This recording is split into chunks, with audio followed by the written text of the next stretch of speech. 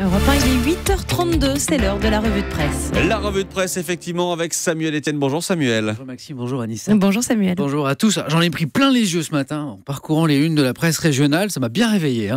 Chacun y va de sa photo de feu d'artifice. On en parlait avec Laurent à l'instant, annonçant que le plus beau, c'est dans la région. Feu d'artifice de rouge en une de Presse Océan, de Paris-Normandie, d'orange chez Centre Presse. Du côté de l'indépendant catalan, on ne se refuse rien. Feu d'artifice multicolore. Anissa, Maxime, vous avez prévu de regarder le feu d'artifice ce soir ? Ah oui, bien sûr. Non, c'est beaucoup trop tard pour nous. Je dors à cette heure-là, vous connaissez Samuel.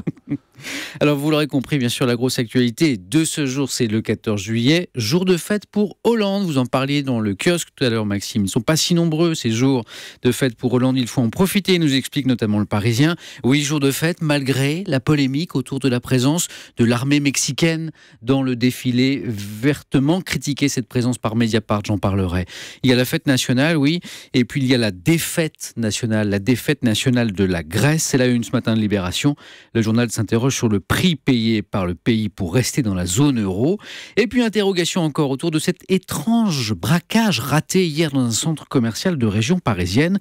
Un braquage qui fait beaucoup rire les ados sur Internet. Mais pourquoi donc ? Réponse tout à l'heure grâce au site Slate. Mais avant de développer tout cela, ces révélations ce matin du Figaro sur la nouvelle stratégie de la police face aux terroristes. Oui, car les autorités ont fait ce constat à Charlie Hebdo, à l'imprimerie de Damartin, à l'hypercachère de Vincennes. Ce ne sont pas les forces d'élite qui sont arrivées en premier, ce sont les policiers, les gendarmes de base, parce qu'ils passaient en patrouille par là, ou parce qu'ils étaient les plus proches. Des policiers qui ne sont pas formés pour affronter des terroristes avides d'en découdre, on le sait, avec tout ce qui porte un uniforme.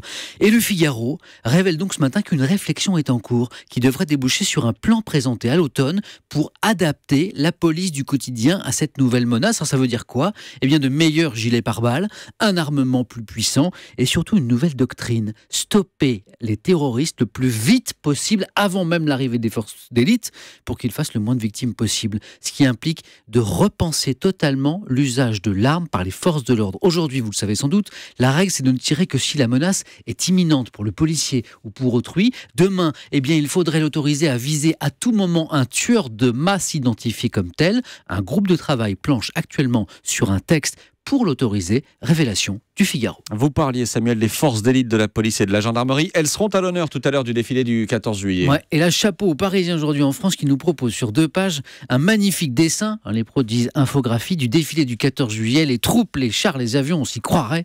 Même plus besoin de regarder la télé. Et grâce aux Parisiens, on voit bien en effet que le RAID, le GIGN et la BRI sont à l'honneur, les deuxièmes à défiler. On découvre aussi la présence dans le cortège d'un module Ebola. C'est quoi un module Ebola ? Alors module Ebola, on est en plein jargon militaire. Là, je me suis renseigné depuis 1 an, un détachement composé de différentes unités lutte contre la maladie qui sévit sur le continent africain. Et il défile donc ce matin en 9e position. Mais je vois la question qui vous brûle les lèvres. Mais qui défile donc en tête ? Anissa, je suis sûr que vous savez. Nos invités ? Bien sûr. Les Mexicains. Les Mexicains, l'armée mexicaine, invité d'honneur de ce défilé. Et là, ça fait pas trop rire Mediapart.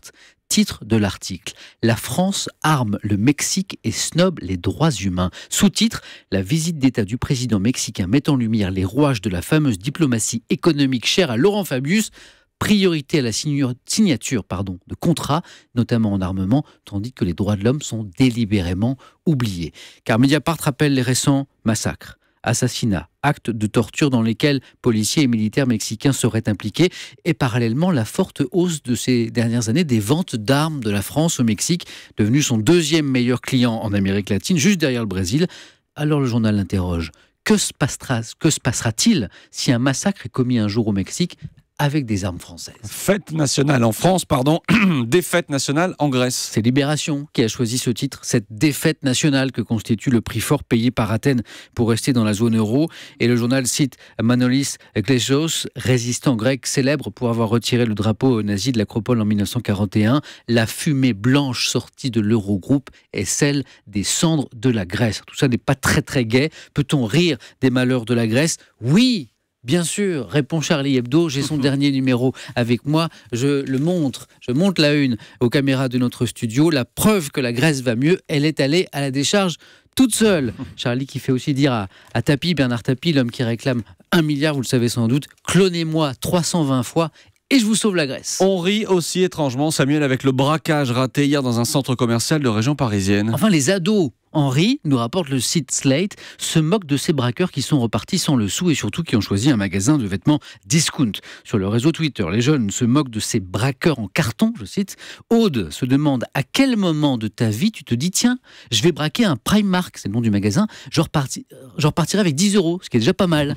Alors le plus drôle, c'est qu'un salarié de l'enseigne a répondu aux jeunes sur Twitter, si vous saviez le chiffre d'affaires qu'on se fait par jour, vous seriez choqués. Ce que les jeunes n'ont pas compris, c'est qu'on peut faire beaucoup d'argent, effectivement, avoir une belle recette en vendant beaucoup d'articles pas chers.